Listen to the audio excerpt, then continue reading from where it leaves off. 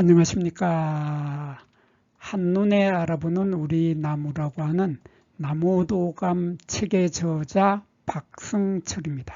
오늘은 측백나무과의 편백, 이 편백이라고 하는 나무의 목재에 대해서 알아보겠습니다. 이 편백나무의 목재로 우리들은 흰옥기탕이라고 하는 목욕탕에 흰옥기탕을 많이 만들어서 이게 인기가 좋은데, 요 목재인 흰옥기탕이 우리 몸에 어떤 영향을 미치는지, 그리고 이 편백의 꽃이 4월달경에 꽃이 피는데 이 꽃가루가 날리게 되는데 이 꽃가루가 알레르기를 일으킨다고 하는데 거기에 대해서 한번 알아보는 시간을 갖겠습니다. 이 편백나무의 원산지는 일본입니다. 일본이기 때문에 이것을 일본 사람들은 이 편백나무를 흰옥기라고 부르고 있고, 외국 사람들은, 서양 사람들은 이것을 일본의 편백이다 해서 일본 편백이라고 하고, 우리나라에서는 이거 다 빼버리고 그냥 편백이라고 부르고 있습니다.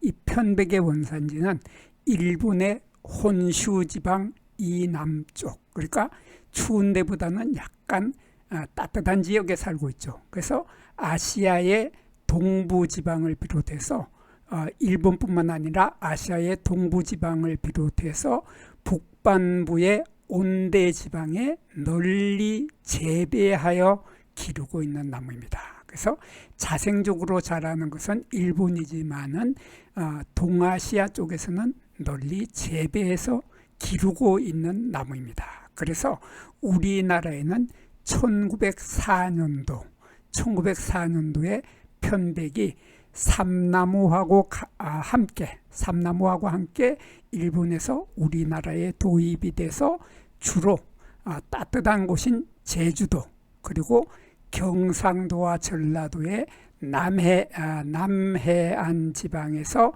기르고 있는 나무가 바로 이 편백입니다. 이 편백은 삼나무에 비해서 다소 건조한 곳과 척박한 곳에서도 잘 견디면서 공기 중에 습도가 높은 곳에서 잘 자라는 나무가 편백입니다. 그래서 편백은 추위에 약하고 바닷바람에는 약하기는 하지만은 대기오염에는 다소 저항력을 가지고 있기 때문에 도시공원에 제법 많이 심어 기르게 되는데, 이 편백은 요즘은 서울지방에서도 노지에서 월동이 가능하기 때문에 서울지방에서도 이 편백을 가끔 만나볼 수 있게 된 나무가 바로 이 편백입니다. 이번에는 이 편백의 목재, 이 편백의 목재는 어디에 사용을 하는지, 이 편백의 목재의 이용 방안과 용도에 대해서 살펴보겠습니다. 이 편백의 목재는 남쪽 지방에서 자라는 편백보다는 북쪽 지방으로 올라갈수록 이 목재의 질이 점점 좋아지면서 나이테는 더 촘촘해지고 목질은 더 치밀해지면서 피톤치드와 특유의 향기도 점점 더 위쪽으로 갈수록, 추운 쪽으로 갈수록 강해진다고 알려져 있습니다. 이 편백의 목재는 질이 매끄러우면서 목재에서 향긋한 레몬의 향기가 납니다.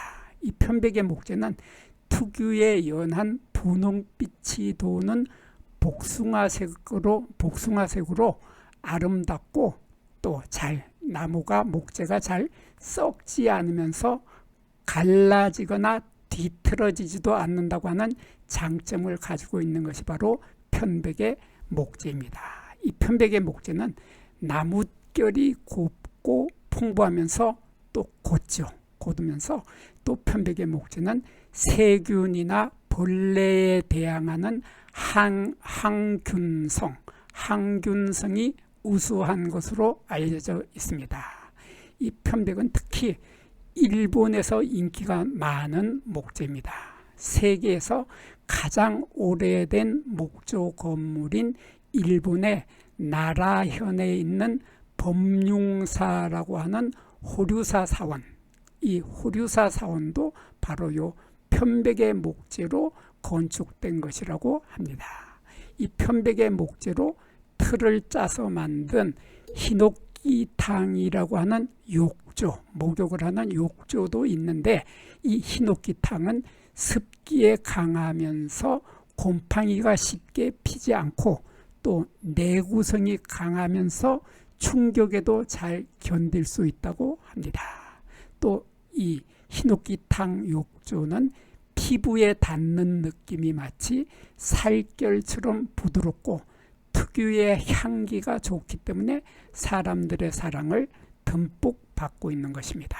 그래서 사우나나 공공시설에 편백의 목재를 사용하여 내부 벽을 만들기도 합니다. 그리고 일부 업체에서는 MDF나 다른 나무의 편백나무를 얇게 썰어서 접착제로 붙여서 만든 정말 무늬만 편백나무라고 하는 무늬만 편백나무를 사용한 제품을 팔고 있기도 한다고 합니다.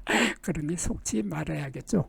그리고 편백의 목재는 일본에서 궁궐을 짓거나 사찰을 짓거나 또는 신사를 짓거나 목욕탕을 지을 때 이 편백의 목재를 사용을 하였으며, 또 이 편백의 목재로는 탁구 라켓을 만들거나 고급 건축을 짓는 재료로 널리 이용하고 있습니다. 최근에는 이 편백을 품종 개량을 해서 키가 작은 난쟁이 형태의 편백 품종이 육종되기도 하고, 또 노란 잎을 가지고 있는 편백 등 조경용으로 인기가 좋은 많은 새로운 품종이 육종되고 있습니다. 이 편백의 잎이나 편백의 열매를 으깨면은 나오는 방향유라고 하는 에센셜 오일은 독특한 향기를 가지고 있기 때문에 비누나 샴푸나 화장품 같은 것에 이 향수를 이용하기도 합니다. 그리고 편백은 맹아력이 우수하기 때문에 새로운 가지가 잘 발달하면서 진한 초록색의 잎은 질감이 좋기 때문에 생울타리용으로도 인기가 있으며, 또 제주도에서는 방풍림으로 많이 심어 기르고 있는 나무가 편백나무입니다. 또한 서유럽과 북미 일부 지역을 포함해서 일본에서는 공원과 정원에 인기 있는 조경용 정원수로 널리 심어 가꾸고 있는 나무, 그것이 바로 요 히노키라고 하는 편백입니다. 이번에는 이 편백나무가 꽃이 피어 있을 때 꽃에서 날게 되는 이 꽃가루가 우리 사람들에게 영향을 미치는지에 대해서 살펴보겠습니다. 이 편백나무는 삼나무와 함께 이 편백나무의 꽃가루가 알레르기성 비염을 일으킬 가능성이 높은 것으로 알려져 있습니다. 이 전문가들은 편백나무가 4월달 한 달간 꽃이 피어 있을 동안에 꽃가루가 문제가 되는 것은 사실이지만은, 이 4월달에 꽃가루가 날리는 기간을 제외한 나머지 기간의 이익이 크고, 편백나무가 꽃가루에서 차지하는 비율이나 수림에서 차지하는 비율이 전체의 5% 정도로 낮기 때문에 큰 걱정을 할 필요는 없다고 합니다. 그래서 편백을 도시에서 조경수나 가로수로 심는다면은 이 꽃가루 때문에 문제가 발생할 수 있겠지만은, 산에다가 이 편백을 심는다고 하면은 큰 문제가 없다는 이야기가 되겠습니다. 그리고 이 꽃가루 알레르기 증상이 있는 사람이라면은 4월달과 5월달 정도만 편백나무 숲을 피하고 꽃가루를 차단하는 마스크를 쓰고 다닌다면 이 편백나무 꽃가루 문제는 해결이 될 수 있을 것이라고 생각이 됩니다. 여기에서 잠깐 구독과 좋아요를 누르는 시간을 갖도록 하겠습니다. 여기 나무도감 공부는 박승철이 사진을 찍고 박승철이 글을 쓴 한눈에 알아보는 우리 나무라고 하는 나무도감 책을 펼쳐서 공부를 하였습니다.